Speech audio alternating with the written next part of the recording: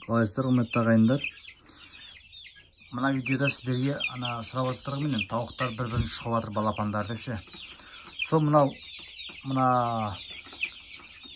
тұмсығының ұшында жоғарғы жағын көріп тұрсыздар ма? Жоғарғы жағы. Астының емес, үстіңдегі мына қайырылып тұр ғой кішкене. Мына көріп тұрсаңыздар қазір мына. Оқсаламай жатыр. Ұшын көрдіңіздер ме, ұшын? Соны анау не бар ғой қазір? Газовый бас ұйытатын бар емес па? Соның ұшын дұрыстап кішкене енді күйдіріп жіберіңіздер. Балапанның тұмсығының ұшын міне. Анау басын жаңағындай сондай газовый неменен күйдіріп жіберіңіздер. Сол кезде жаңағыдай балапандар бір-бірін шықмайтын болады.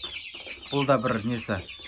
Ұшын кішкене күйдіріп жүрсеңіздер болды. Бірақ ол кейін қайтып өзі өседі, ол ойымдамаңыздар. Міне.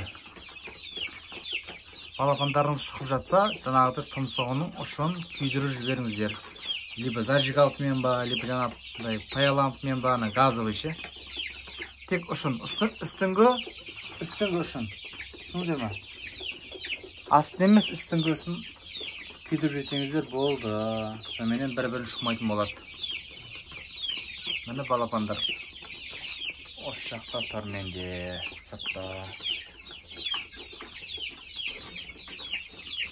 Соны айтып көрсеткім келген. Рахмет.